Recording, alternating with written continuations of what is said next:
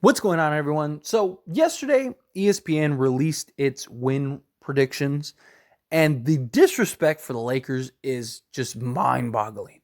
This is why, every time ESPN, releases some of this stuff, it's why nobody takes it serious because it's not serious. I mean, look, some of these things, okay, sure, but you have the Grizzlies as the number one team in win totals in the Western Conference, right? We'll get to the Lakers in a second, but I just want to point out how terrible this list is beyond the Lakers. So it doesn't sound like I'm just some Laker fan ranting about that.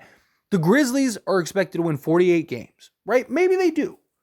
But did they take into account that Ja Morant isn't going to play 25 games and he can't do any basketball activity with the team? So how long does it take for him to kind of get back into the swing of things and get back into the stride of things? And let's say the Grizzlies are playing great, right? Let's say they're playing great basketball.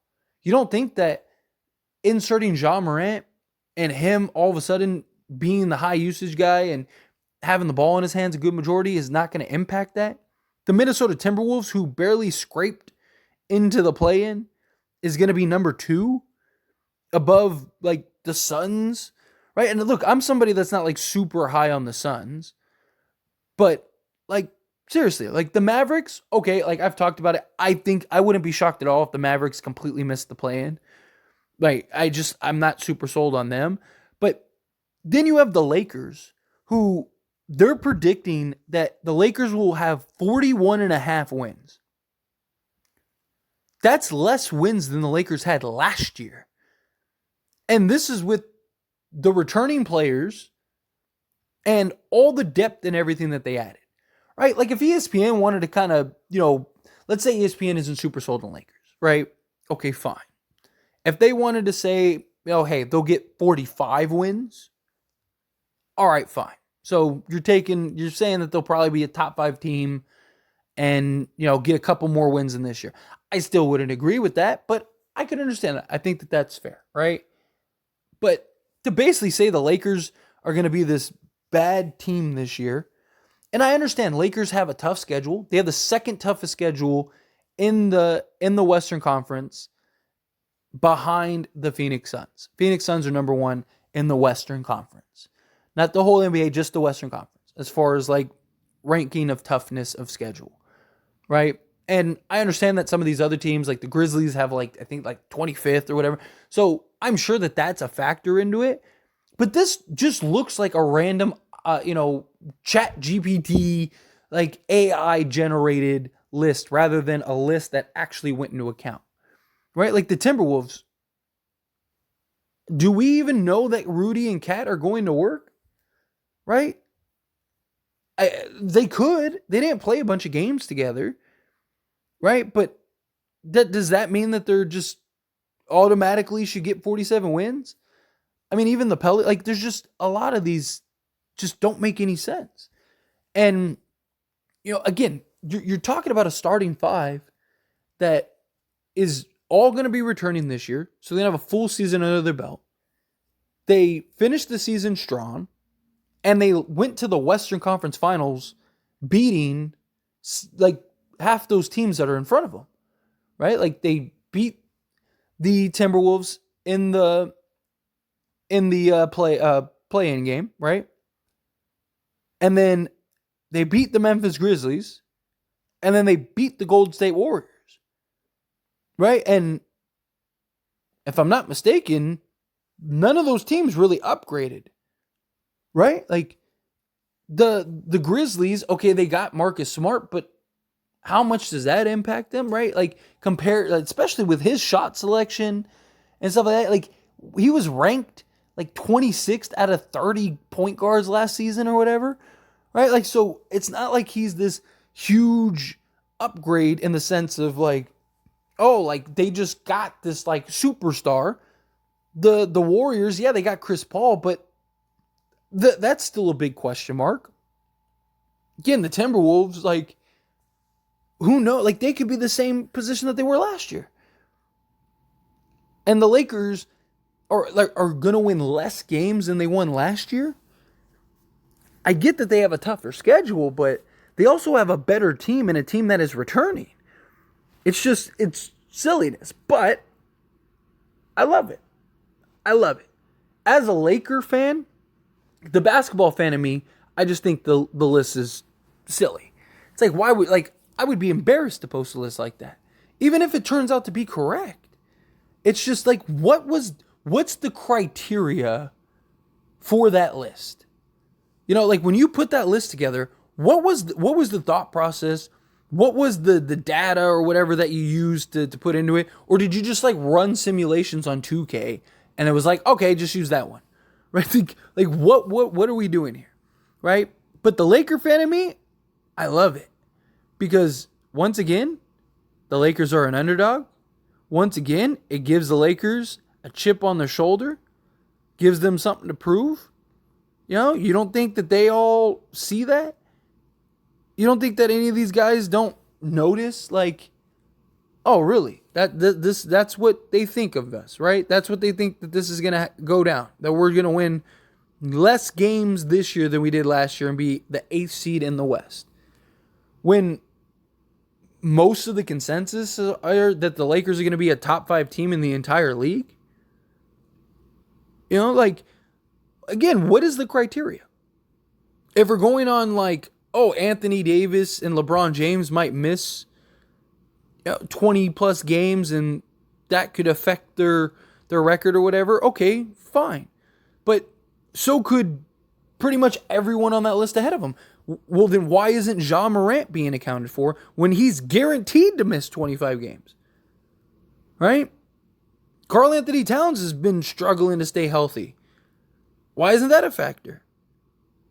Right? Like Chris Paul and Steph Curry and all these guys, they've had injury issues the last few years. So is that a factor? Again, like what is the criteria here when these lists are being made? You know, I'm not saying you have to put the Lakers number 1.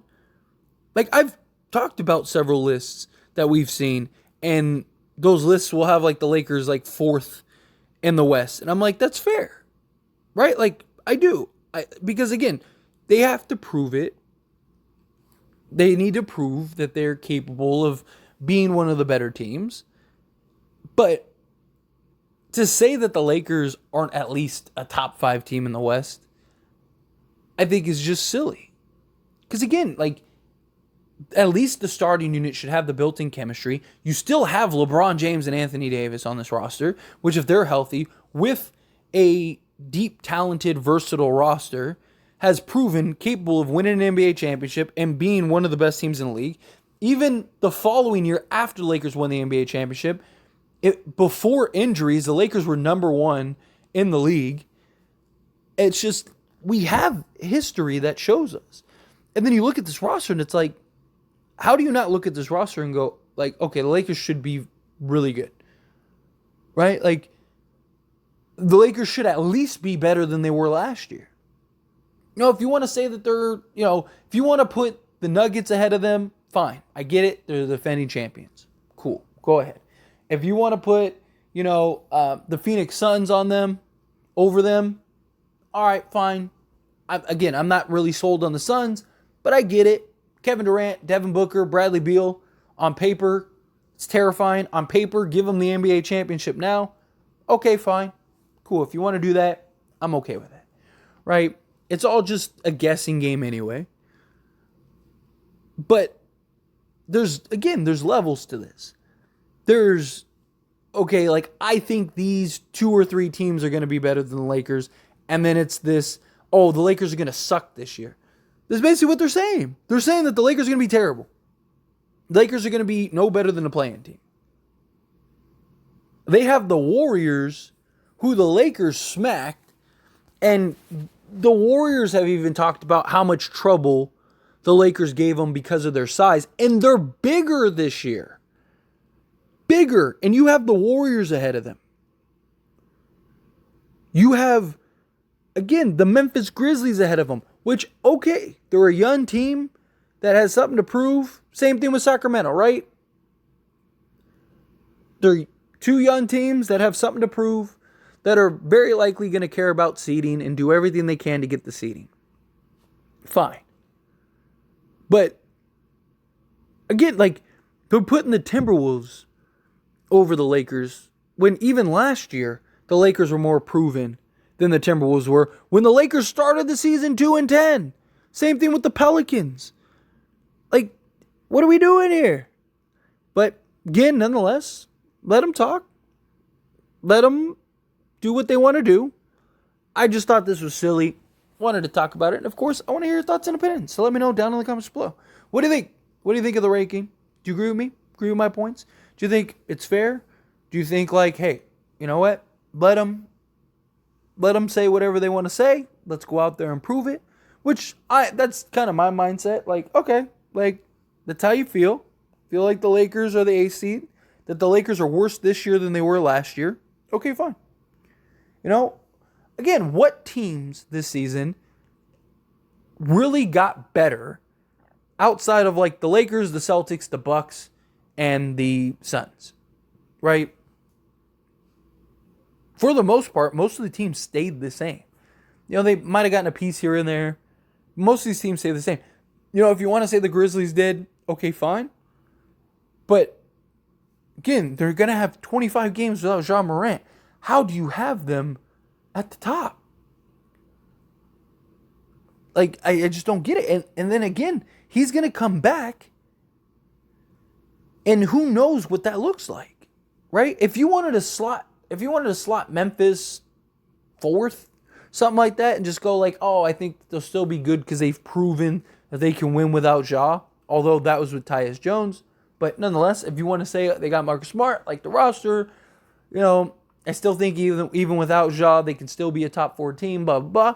All right, fine. But to put them number 1 without their best player for a quarter of the season, and then who knows how long it takes for him to kind of get back in the swing, I don't buy it. But anyway, again, love to hear your thoughts and opinions. Let me know down in the comments.